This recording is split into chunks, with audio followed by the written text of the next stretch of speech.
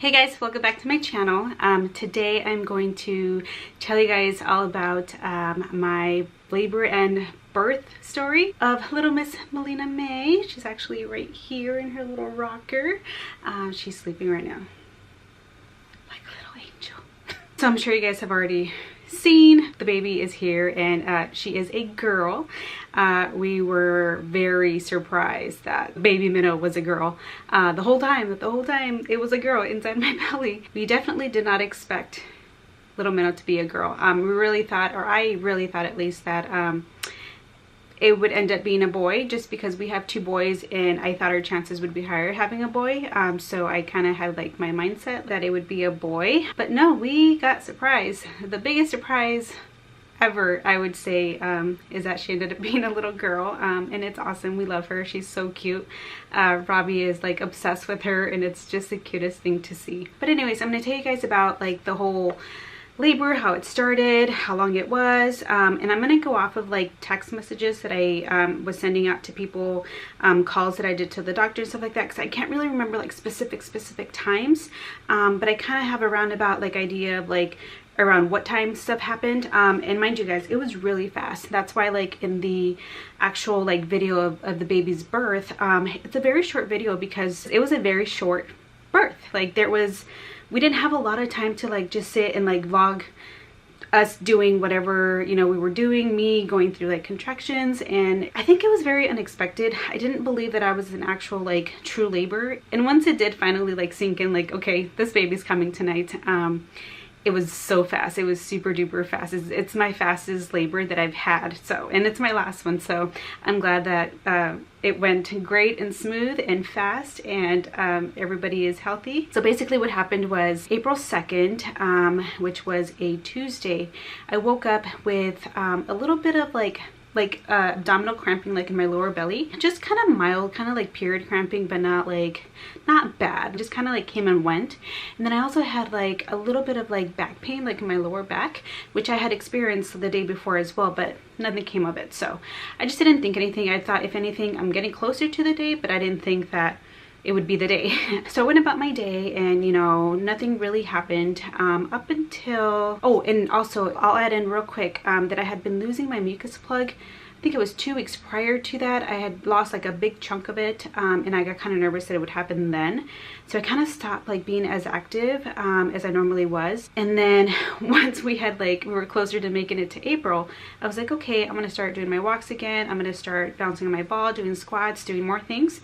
So that weekend, I actually started losing more mucus plug. Not big amounts, it was just very tiny, small amounts. And because it was small amounts, I didn't think, again, that it would be coming soon. So that was the only other like sign of labor that I had, besides like the actual day when, you know, I actually went into labor, like the things that happened that day. So then around 6 p.m. that day, I started to spot. Like I went to the bathroom, I went to pee, and when I wiped, I noticed that there was a little bit of bleeding, kind of like period bleeding, but not like heavy. It's just kind of like spotting, I guess. It happened maybe 3 times, and then after the 3rd time, it didn't really happen when I would wipe. So I just kind of thought, again, it's getting close, but not today.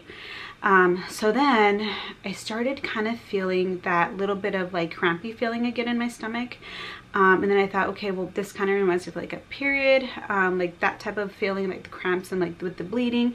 And then sure enough, I did go back into the bathroom, and then I saw that I had a little bit more spotting. So I called my doctor, and I told her about the bleeding, and she said it's fine, it's normal, not to freak out. She said it could possibly mean that the baby's coming that night, but she asked me if I was having contractions, and I wasn't. So she said, okay, well, if you start getting them, you know, start timing them. Just don't wait more than, I think she said, don't wait an hour after, no, don't wait more than an hour after they're 5 to 7 minutes apart. That's what it was. And I then, again, like I was kind of like in denial because I wasn't having contractions. And I was like, okay, well, okay, if I get him, I get him, and I'll start timing. So then maybe about 45 minutes after I called her, which was probably around like maybe 7:45 to 8:30 this time now, is when I started getting the contractions.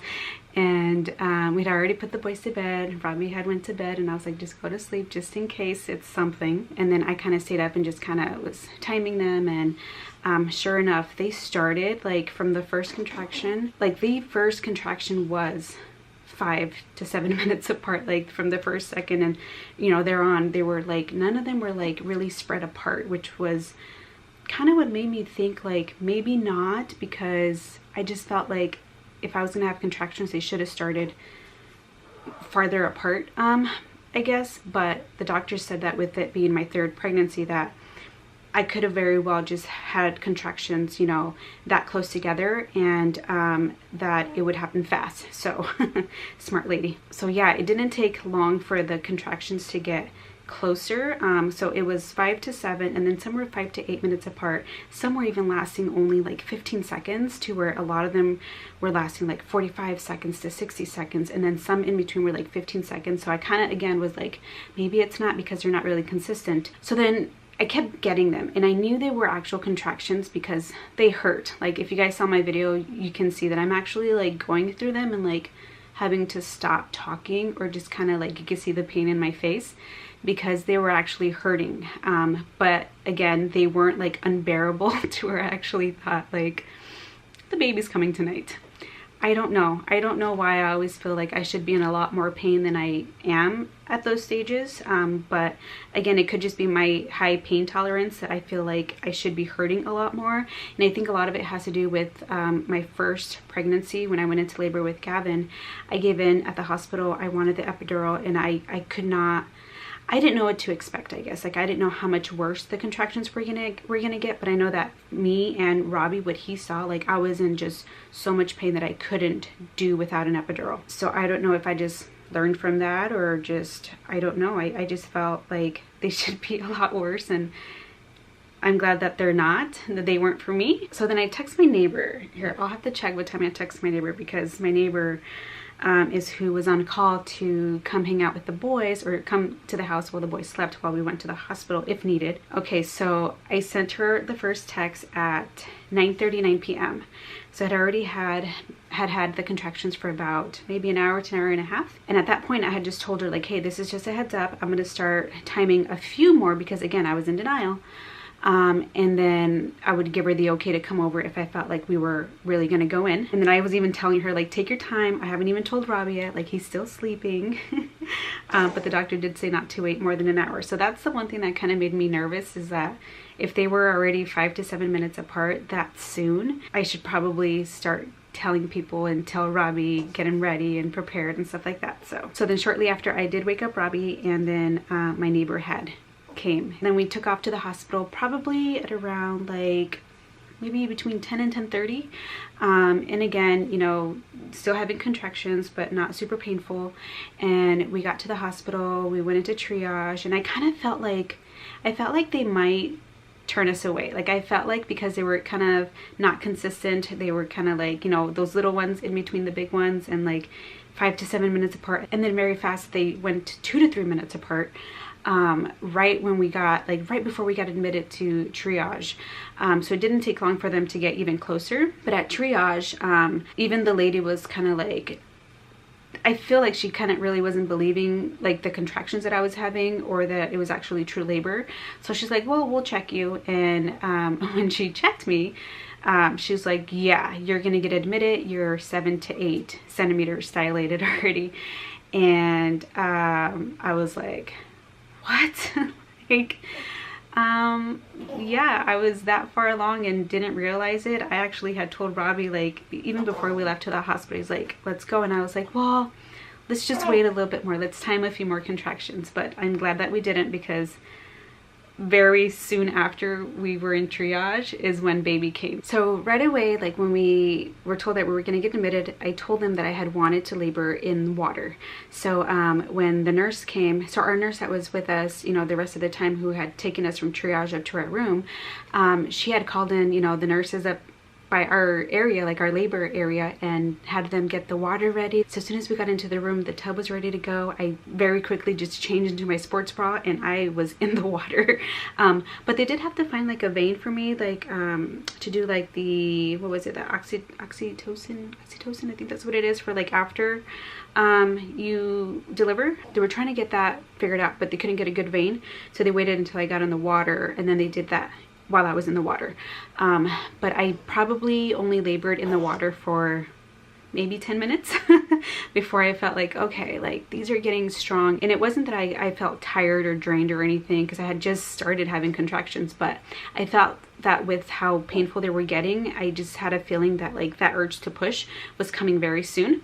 And sure enough, when I got out of the water, my doctor had arrived, and she checked me, and at that point I was at an 8. She said an 8 to a 9. And so they had asked me when I got out of the water, they're like, do you want to get out of the water and have her break your water, and then it'll really speed things up, and you know, the baby can be here in like no time. So I kind of started thinking like, yeah, I think we should just get the baby out now, because it's starting to hurt. So basically when the doctor got in and she checked that I was dilated to 8 to 9, she broke my water, and then soon after that was when they were getting a lot more intense. So she kind of let me just, you know, lay on the bed and just, you know, go through the contraction. She said I had a little bit more to dilate, but with every contraction, as soon as she broke my water, I felt that I had to push. And it was like that face you make, even the nurse was like, she's making the face like she's got to push. And I could not fight it. And she checked me again in between a contraction when I kept telling her that I had to push. She checked me real quick and she said I was at a 9. She said there's a little bit of lip left, so I think there was still a little bit of cervix left, so it wasn't all the way dilated. But I was like, I can't, like I have to push. I feel the biggest urge to just push. And so she's like, you do what you got to do. So she kind of just let me, you know, trust my body and trust what I was feeling, and she let me start pushing. And I think little Miss Melina's trying to wake up over here. She might be hungry. She is so hungry all the time. So I probably pushed maybe not that long, guys. I mean, we were admitted at 11, what was it, 11:21 is when I text my neighbor that we were admitted.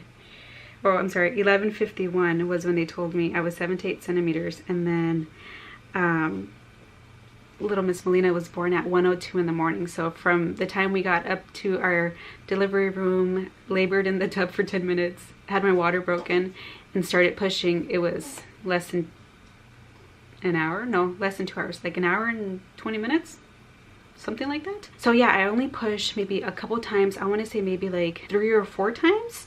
And it's, if you guys have ever had a natural unmedicated birth, you guys know the ring of fire is real. It burns. That's when you guys hear me scream in the video, because that was when she actually like came out, and that's probably the worst part of it. Pushing actually feels good, and the longer I pushed, the better it felt. So I knew I was giving it my all, and as soon as she came out, it just instant relief. Instant relief. And so when she came out, because we didn't know whether it was going to be a boy or a girl, Robbie was the one that got to announce it. So as soon as she came out, Robbie was, you can see it in his face, just the excitement. He's like, oh my god, it's a girl. And I could not believe it. I seriously was in shock that I was like, you're lying, like don't be lying, like it can't be a girl, like we don't make girls. But it was a girl. And I'm not like an emotional person, but it really did, like, it took me a minute to like let it sink in. And then once it did, like I was just like, how did we get so lucky, like to have a little girl? And she came out perfect. She came out at 102, like I said. She weighed 7 pounds 10 ounces, so she is actually our biggest baby, or heaviest baby. And she was, they said she was 21 inches, but the pediatrician thinks she was 20 inches because when they checked her like 2 days later at her visit, she was 20 inches. And she was healthy, it's just perfect. The only thing is that she had a little bloodshot around like her eyes, because she was not totally engaged, because I wasn't like fully dilated. And oh, also the doctor said that she can feel the head, but that she wasn't all the way engaged. She was at a stage 0 when I started pushing, so I actually had to push her out further into the birth canal and then get her to come out of, like, you know, my lady bits. So she had a little bit of travel fast, and that's what caused her blood vessels to burst around her eyes, and they're actually getting a little bit better. The pediatrician did say that it would take a little time for that to go away, but that it will go away. And then also, because it was so fast, I had gotten some separation in my pelvic bones. It only hurt like maybe the first 2 days. It just kind of hurt to like sit a certain way or get up and down. Walking was kind of uncomfortable, but it feels better now. Okay, so she did wake up. Miss Melina, do you want to say hi? Want to say hi, guys? Hi, guys. Uh-oh, she's looking for food. You looking for food, mama? Yeah. And other than the pelvic pain, like, I felt great. Like, I felt so good. Even coming home, I felt like I didn't feel like I had just had a baby. Honestly, this has been like the fastest recovery that I've had. Oh, okay, okay, she's hungry. Maybe I'll latch her on real quick. Hold on. All right, somebody's hungry.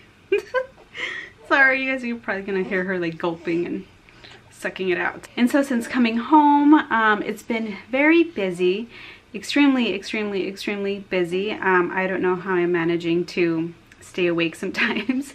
I really just try to like take care of the kids for the most part. Anything else besides that, like, I just put off. My sleep has not been the greatest, but it hasn't been the worst either. I think it was just the first day that we were in the hospital that she did like her major like cluster feeding, I guess, and that was really draining on me. But then ever since then, it's gotten better. My milk came in very fast, and now we're starting to get more on a, you know, like a better feeding schedule, I guess. And the boys are being sweet with her. They're not being rough around her. They're noticing that where she's at, like if she's on the bed. Gavin loves giving her kisses. Logan is not so sure about her yet, but I think it's because he's craving my attention and I'm always with the baby. And as far as like me, like physically, like my stomach the first week didn't go down a lot. The second week, she's now what, 2 weeks and like 4 days old, my stomach has gone down a lot, like a lot. I'll do a little shot at the end of this video. I am just really surprised because it's never gone down this fast with any of the kids. But yeah, she's doing great. We're all doing good. We're just adjusting to our new lives. And there's some days that I do feel a little bit overwhelmed because there's so much going on in a day, but it hasn't really brought me down or stressed me out or made me feel depressed or anything. I think we've kind of been just kind of floating along and just, you know, trying to deal with how busy it is and just all the changes as best as we can. So I think we're doing pretty well with that, me and Robbie and the kids. And we're all excited and we're happy that we have a little miss in the house. So there's my stomach. See, like, still squishy for sure. It's gone down quite a bit, I would say. So I got my little stretch marks there. And I think with, you know, a little bit of tan, not that I tan a lot, but just a little bit of color will kind of made them fade away or just blend. So, but for now, that's all that I have for little Miss Melina May's birth story. I hope you guys enjoyed it. If there was anything that I left out that you guys are curious about, please let me know in the comments and I'll make sure to mention it in another video. Thanks for watching and we'll see you guys at the next one. Ciao.